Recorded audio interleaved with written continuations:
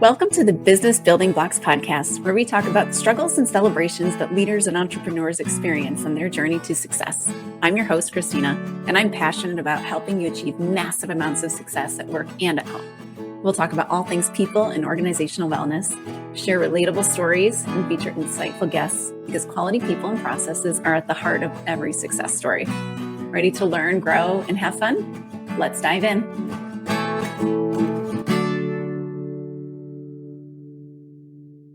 Hello, and welcome to the Business Building Blocks podcast. I'm your host, Kristina Schmidt. We are in the middle of a series about leadership models. And if you haven't been listening to the first two episodes in the series, this is the third one, go back and listen at least to the first one because that one is the basis for all these other models. And it can help us understand how these ones are going to work. Now, the reason we're spending so much time understanding these models is not because I want you to become model experts or because I want you to know all this textbooky type stuff.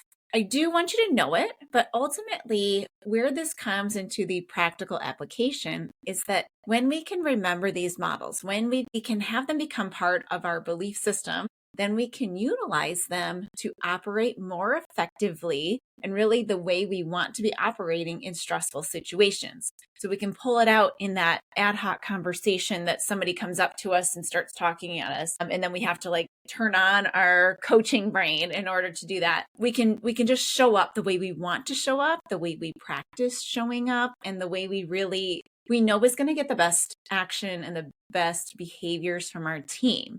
Because when we can have the best behaviors from our team, we get the best results. And the way we get our best behaviors from our team is our best behaviors from ourselves. So this takes us back to the third model. So in the first model, we walked through the thoughts, feelings, behaviors, results wheel. So this model that I say is the basis for everything. It's come from psychology, so it's utilized a lot in cognitive behavior therapy. And it's just rooted in how our brains work and how our brains function and how we rewire our brains so we can have the behaviors we want. So that's the basis for everything that we're doing here. Last episode, we talked about the ABC model, which is setting an antecedent, so a rule, a policy, putting the belief system in place, observing a behavior, and then having a consequence, whether that consequence is nothing, or the consequence is, wow, great job, thank you, or the consequence is some kind of a feedback or even potentially a punishment. So those are important in order to get the behaviors that we want from our team and really ourselves as well. Because again, our behaviors are derived from what we believe will happen, which is the consequence. So again, that episode is about consistency and about how we can get people behaving in the way that we want them to, and that includes ourselves too. And today's episode, we're going to switch gears a little bit, but we're going to talk through a coaching model. I learned this model many, many moons ago back in my manufacturing days, and I really ingrained it into my brain. I don't think I fully understood the application of it until later on, until I started using it more. So that's part of I want to close that gap for you guys to make sure you understand where to use it, how to use it, and maybe when not to use it as well. But it's also just a great guideline and a great reminder to walk through these stages when you're in either ad hoc coaching or even real coaching sessions, but ultimately when you're doing problem solving with a team member. So the model we're going to go through today, we can call it a lot of things. I've heard it called the GROW model. I've heard it called the double diamond model. But essentially what it is a model to guide you through a coaching conversation, or even more specifically, a problem-solving conversation. You may, in your workplace or even in your life, have a robust problem-solving process that you use. There's DMAIC, there's D&D, there's a lot of different ones out there. They all ultimately are following the same process, which is you have an issue or you have something that you need to change. You find the root cause, you come up with the solution, and you go do the solution. So those are the basics. And this model helps you remember that and helps you follow that same problem-solving process, even in a casual conversation. So again, the reason we need to ingrain it into our brain so that we can bring it out in the casual conversation when it's needed. Because if you're a leader, especially if you have a lot of team members in a lot of different areas or a lot of different pieces going on, you're going to have people come at you with problems when you're not ready for it. So you need to be ready and prepared when these things come to you. And a great way to do this is having these models into your brain and into your behaviors. And what that means is you should practice them. So let's go through the GROW model. I'm going to pop a slide up. So if you're on YouTube, you can have a look at it so you can visually see it. And I do recommend that. So if you're just listening to it, maybe pop onto YouTube and fast forward to that little section where you can see the slide, because getting the visual in your brain is going to be extremely helpful. If you don't have time to get on YouTube, I am going to describe it. But again, having a picture in your brain, something that you go to in your brain, is going to make it stick better so you can use it better. So let me just share this quickly for those who are on YouTube. So this is our GROW model. So GROW, it's an acronym, of course, like most models. I think every model is almost. The only one I need an acronym for the first one. But GROW model is, so G for goal. So what that is the issue or the thing you want to get to. So it might be the goal that you want to, achieve, or it might be a problem that you're facing, but ultimately there's the goal of kind of what you want to see happen or what you need to see change. So there's your goal. Your R for GROW is root cause. So what you're going to do is, from this concern or issue or goal, you're going to start asking some questions, and you're going to guide your person or even yourself in reality down to a root cause. So if you're looking at this on YouTube, you'll see that this top box is actually, it's a square turned sideways. So it's a diamond. So this is why it's called the double diamond. So this first diamond starts with the G on the top, and from the G, from that top vertex, you're going to start expanding out until you get to kind of the widest point of this diamond. And then you're going to start narrowing down until you get to the root cause. So what this is a reminder of is that you're going to be asking very open-ended questions to get a whole lot of ideas going as to what might the problem be. And then you're going to start asking maybe close-ended questions or a little bit more narrowing down type questions, like you've got a couple of ideas going here. Where do you want to go? So you're trying to narrow down to a root cause. Now, when you're in these coaching sessions, you're literally just talking through it. So you're not necessarily going to know for a fact the root cause. And this is maybe where it differs a bit from problem solving.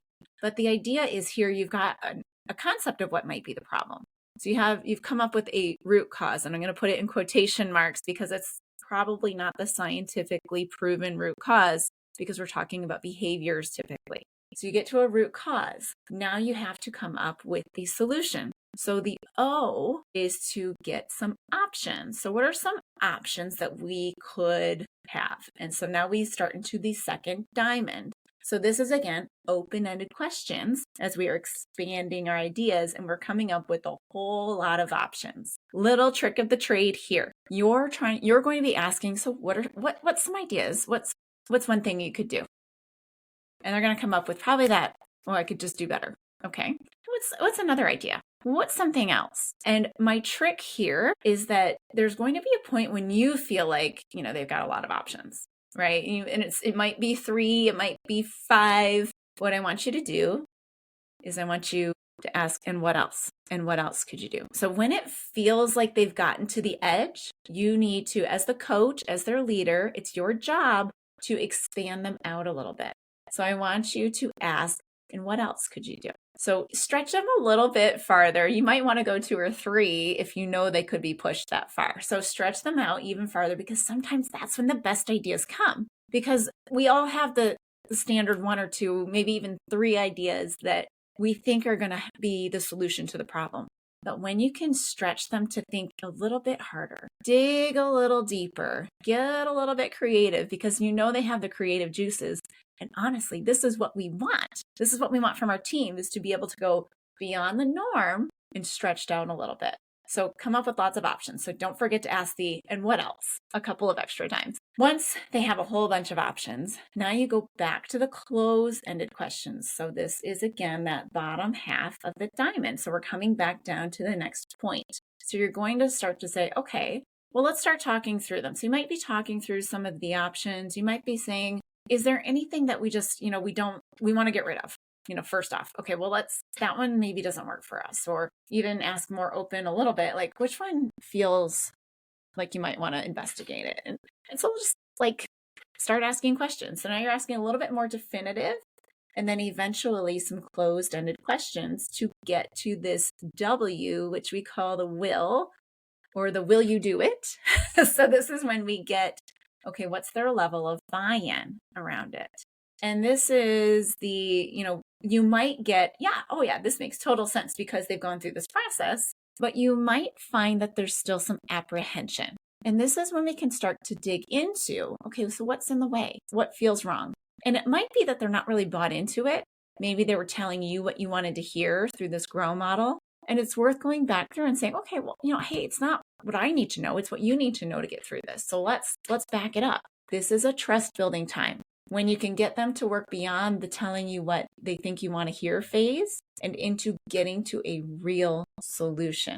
So this is again where this model helps, because now when you get to that will, how do you feel about doing it? Do you feel like you're going to get it done? When you get to that will part, now you get to uncover some of these apprehensions or uncover some of the things that may have gone wrong in the grow model. So you might get that apprehension because they didn't give you what they really thought was the problem, but you also might have something that's gotten in the way. So maybe it's a trust with themselves. Maybe they don't believe they can do it. When we can uncover these apprehensions that they may have within themselves, now we can start to get through those things that get in the way. That takes us back to the first episode in this series. So make sure you listen to that if you haven't listened yet. But these beliefs and these deep-seated programs, these deep-seated thoughts, these things that are actually getting in the way of us behaving the way we want to behave, we need to uncover those,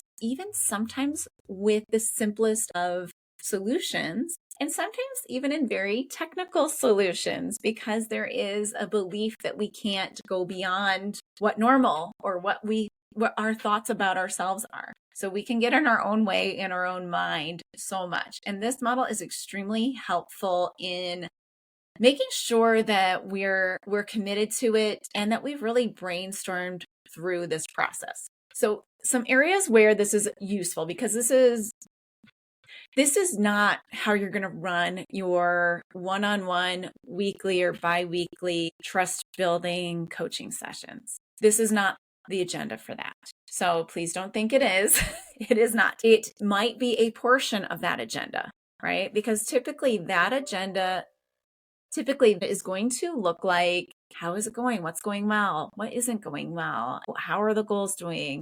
Where are you stuck? And this is where this part comes in. When you find a point that someone is stuck, or when you find a problem where they come to you with the problem, this is where this grow model comes into play.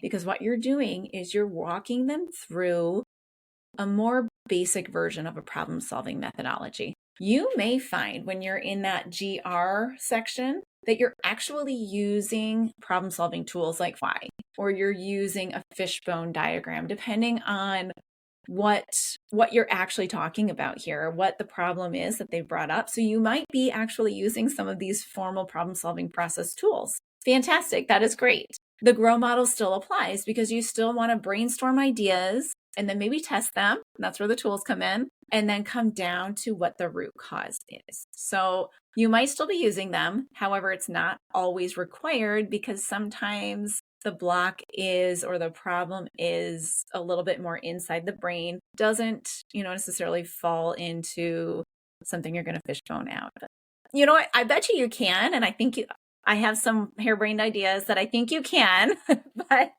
this isn't necessarily always required. But again, the guideline and to walk people through the brainstorming of what the root cause might be, and then determining at least one of the root causes, and then brainstorming some options to get through it, and coming down to what are you exactly going to do, and writing that SMART goal to achieve. So I want to touch on the root cause portion just a little bit there, because I did mention that you might not always have the real root cause, and it might just be a root cause. So a time when you might not get there. I've talked through on several different episodes about constructive feedback, and a great process for that is, this is what I expected. This is what I've observed. Now tell me about it. That now tell me about it is when this grow model comes to play. So they're going to start talking through reasons, excuses, whatever it might be, but they're going to start talking through things. And you're going to come to one answer as to why it happened. And it might not be the answer. It might be, like we talked about, the answer that they thought you wanted to hear, or that it should be, or the really good excuse that they really and truly believe, or maybe it's all they want to deal with. And that's okay in this instance, sort of. We're going to talk through that in a second. You might get there.